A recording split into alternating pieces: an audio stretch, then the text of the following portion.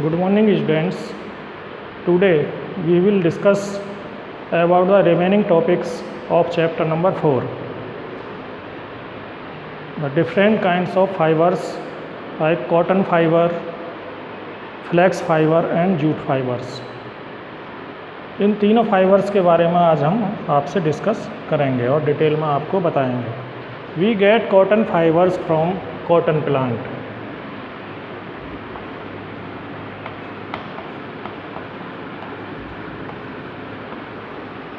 तो सबसे पहले हम कॉटन प्लांट के बारे में आपको डिटेल से बताएंगे, इसके कल्टीवेशन के बारे में और इसके यूजेस के बारे में, या कैसे हम कॉटन फाइबर कॉटन प्लांट से गेट करते हैं, ऑब्टेन करते हैं.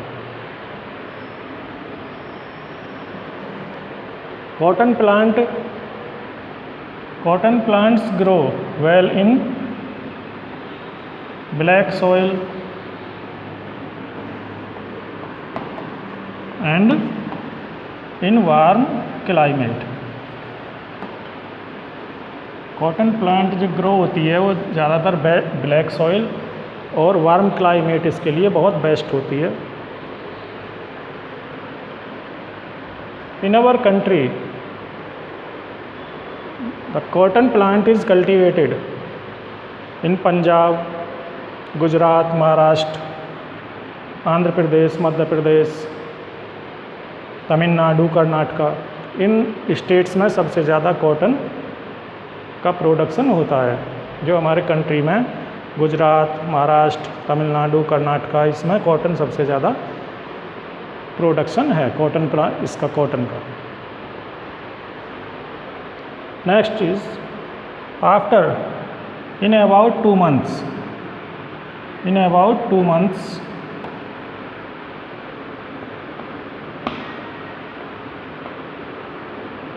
we get cotton ball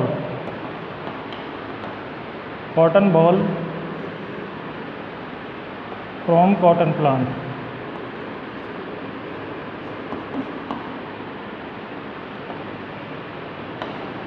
cotton plant को ग्रो करने के लगभग 2 महीने के बाद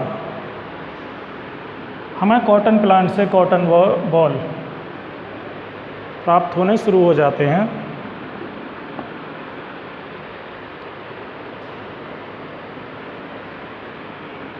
cotton ball ginning by ginning process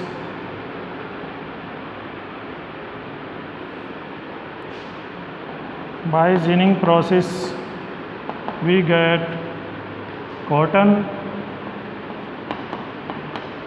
and cotton seed.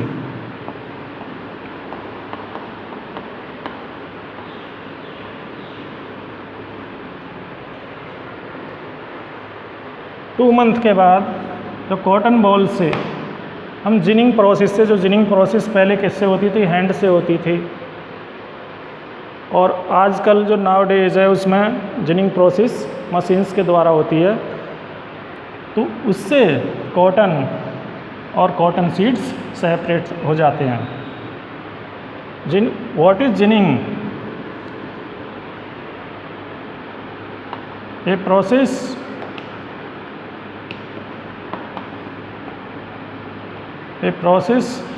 by which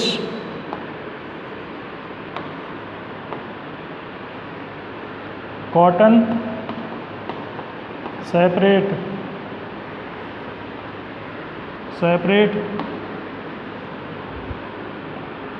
from cotton seed.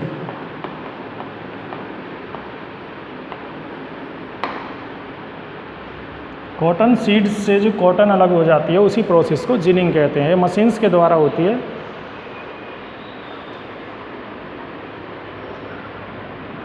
अब ये कॉटन जो जिनिंग कॉटन है, यहाँ पर after ginning cotton is pressed. Ginning के बाद कॉटन को प्रेस किया जाता है और उसके बंडल बनाए जाते हैं. प्रेस्ड करके कॉटन को क्या करते हैं, उसमें बंडल बनाते हैं.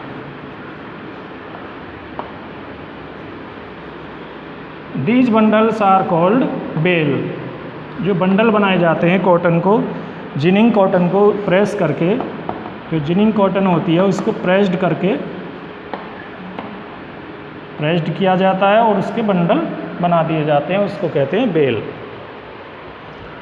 जो बंडल होते हैं उसको बेल कहते हैं। और a bale has 200 kilogram weight, 200 kilogram weights. एक बेल जो बंडल होता है इसका कॉटन प्रेस्ड बंडल, उसका वेट 200 किलोग्राम्स होता है और उसको 200 किलोग्राम्स का वेट के बेल बना करके उनको ट्रांसपोर्ट कहाँ कर दिया जाता है, फैक्ट्रीज़ में, फैक्ट्रीज़ के लिए, टेक्सटाइल बनाने के लिए।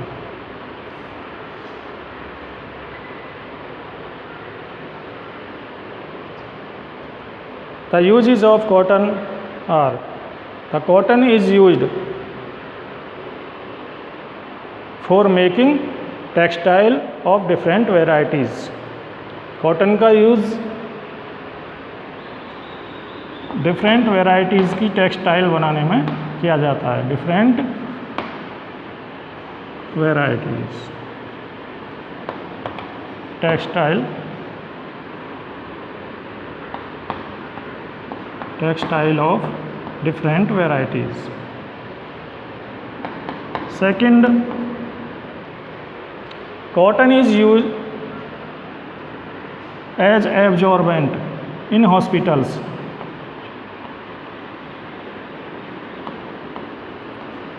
Bent in hospitals. कॉटन का यूज़ हॉस्पिटल्स में एब्जॉर्बेंट के रूप में किया जाता है।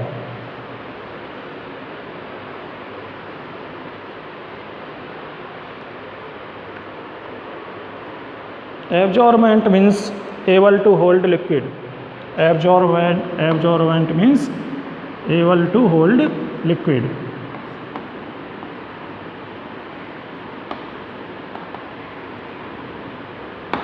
Absorbent means able to hold liquid, यानी लिक्विड को होल्ड करने में हॉस्पिटल्स में जो पेशेंट होते हैं उन पल्स वगैरह उनमें जो भी है एब्जॉर्बेंट के रूप में कॉटन वहाँ पर यूज होती है हॉस्पिटल्स में।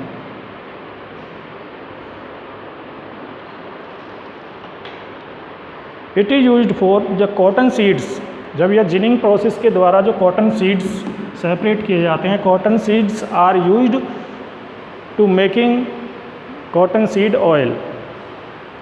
इनसे कॉटन सीड से क्या बनता है, कॉटन सीड ऑयल बनाया जाता है। यहाँ पर जो सेपरेट किए जाते हैं जिनिंग प्रोसेस में, तो इसमें कॉटन सेपरेट होकर के फैक्ट्रीज़ में चला जाता है टेक्सटाइल बनने के लिए, अलग अलग फैब्रिक बनने के लिए। और ये यहाँ पर ऑयल, इनसे कॉटन सीड से क्या बनाया जाता है, oil, cotton seeds oil.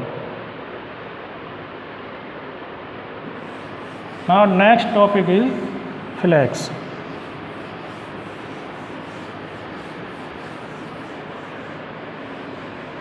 We get flax fibers from flax plant.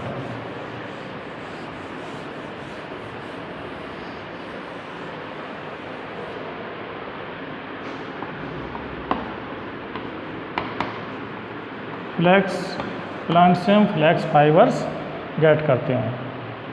Flax plant का जो आउटर कवर होता है, फ्लैक्स प्लांट पर स्टेम के जो बाहर आउटर कवर होता है उस पर क्या होते हैं, फ्लैक्स फाइबर्स होते हैं और उन्हें हम गेट करते हैं। सबसे पहले प्लांट को मैच्योर होने के बाद उसको अपरूटेड करके बंडल्स बनाते हैं। उनके बंडल्स बनाने के बाद उनको रेटिंग के लिए वाटर में सोक करते हैं। रेटिंग करते हैं उनकी, और रेटिंग के बाद उनका जो स्टेम पार्ट है, स्टेम, वुडी स्टेम, और वो अलग अलग हो जाते हैं, वुडी स्टेम और fibres.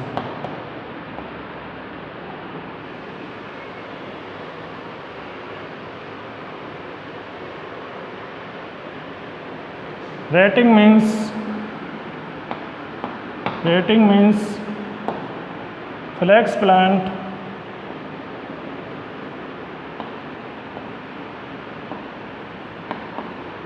soak in water to soften it. उसको सॉफ्ट करने के लिए वाटर में उसमें सोक करते हैं कुछ टाइम के लिए, कुछ दिनों के लिए उसको वाटर के अंदर सबमर्ज्ड कर देते हैं फ्लैक्स प्लांट को। तो उसमें कुछ टाइम के बाद बैक्टीरियल प्रोसेस के द्वारा जो प्लांट का जो स्टेम वाला पार्ट है उसके बाहर जो फाइबर्स वाले पार्ट होते हैं वो उससे सेपरेट हो जाते हैं बैक्टीरियल प्रोसेस से। आफ्टर दैट इन बंडल्स को आउटर साइड में रखकर सनलाइट में रख करके उनको ड्राई किया जाता है और उसके बाद उससे फ्लैक्स प्लांट रिमूव करके अलग करके क्लीन करके उन्हें फैक्ट्रीज में ट्रांसपोर्ट कर दिया जाता है। The uses of flax plant are flax plants are first is fine paper for making fine paper, for making fine paper जो जैसे सिगरेट फाइन पेपर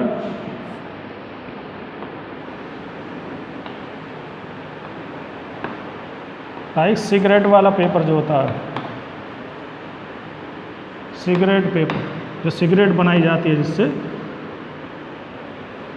उस पेपर को फ्लैक्स वाले फाइबर से बनाते हैं। Second, it is used for making fishing net, making fishing net.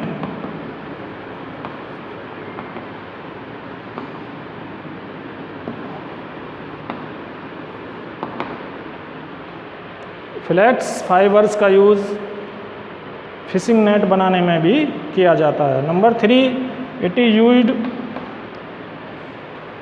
For making linseed oil. इनका use linseed oil बनाने में भी होता है, जिसका यूज़ लिनसीड ऑयल का यूज़ पेंट्स एंड वार्निश बनाने में किया जाता है। पेंट्स एंड वार्निशेस, पेंट्स और वार्निशेस बनाने में लिनसीड ऑयल का यूज होता है। लिनसीड ऑयल किससे बनाता है? फ्लैक्स प्लांट से।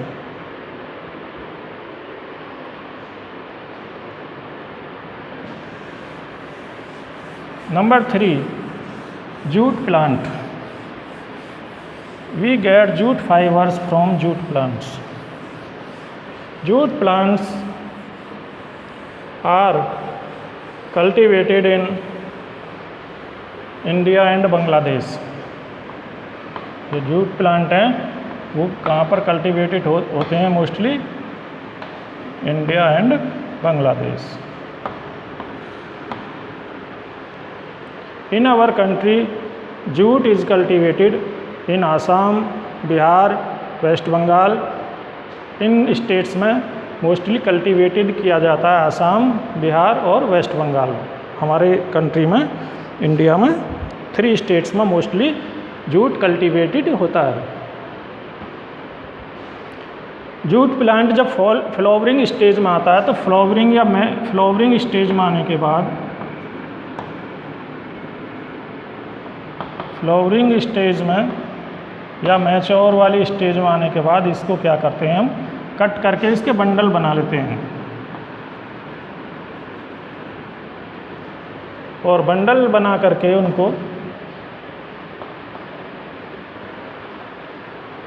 स्टेगनेंट वाटर में सबमर्ज्ड किया जाता है। Submerged in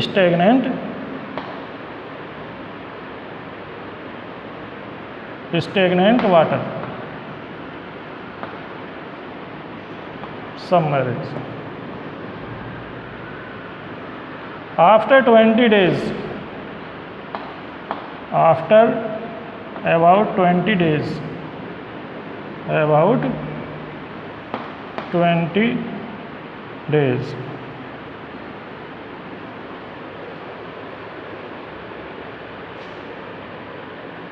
The gummy fibers separate from the stem by rating process. By rating process, fibers separated from woody stem by rating process. rating process के बारे में हम आपको पहले भी इसमें बता चुके हैं। उसमें फ्लैक्स प्लांट में रेटिंग प्रोसेस होती है। Jute plant soaked in jute plants soak in water to soften it. उनको सॉफ्ट बनाने के लिए या उनको यानी कि उनको बैक्टीरियल इन्फेक्शन के द्वारा बैक्टीरियल प्रोसेस के द्वारा सॉफ्ट बनाने के लिए वाटर में सबमर्ज्ड किया जाता है इनके बंडल बना करके। उसके बाद आफ्टर 20-25 डेज जो बंडल्स होते हैं उसे वाटर से बाहर निकाल करके सनलाइट में रखते हैं। सनलाइट में रखने के बाद जब वो ड्राई हो जाते हैं तो ड्राई होने के बाद उनसे फाइबर्स और स्टेम जो स्टेम था उसमें उसको अलग अलग कर लेते हैं और फाइबर्स को क्लीन करके उन्हें ट्रांसपोर्टेड इनटू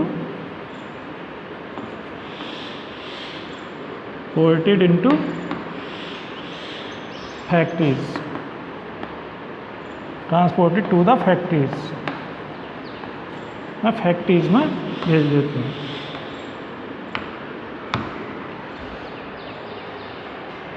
अब jute what are uses of jutes fibers. देखिए जूट फाइबर्स का use making of ropes, it is used for making of ropes, gunny bags,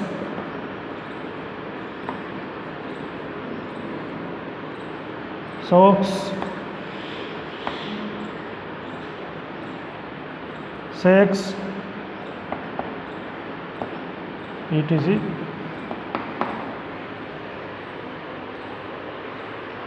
And jute fiber also used in making fabric.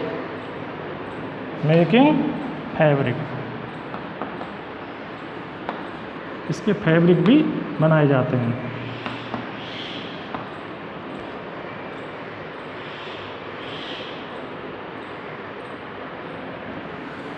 Next topic is absorption. Next topic is absorption of water bye fabric.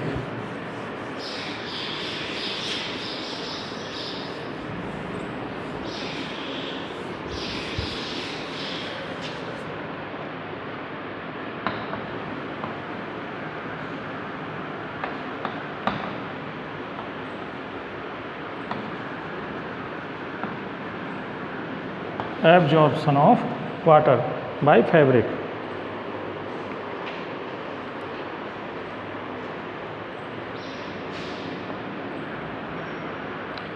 देखिए ऐसा माना जाता है कि जो cloth या fabric water को अधिक एब्जॉर्ब करता है वो बेटर होता है इसमें, क्योंकि जो एब्जॉर्प्शन की रेट है उसकी जो स्पेस है, जो फाइबर्स के बीच में स्पेस होते हैं,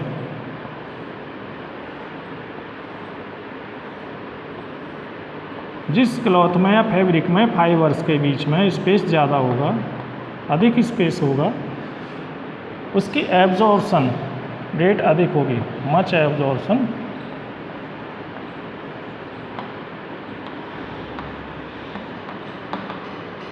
कैपेसिटी,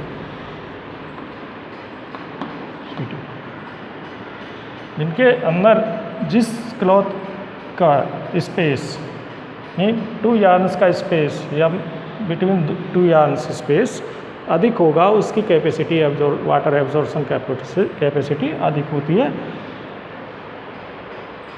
अब जैसे कॉटन है, कॉटन सपोज मान लिया कॉटन है हमने, उसके बाद जो सिल्क होते हैं, सिल्क या टेरिलीन या उसके बीच में स्पेस बिल्कुल कम होता है यहाँ पर इस तरीके से, तो इसकी वाटर एब्जॉर्प्शन कैपेसिटी बिल्कुल कम होती है, ना के बराबर होती है।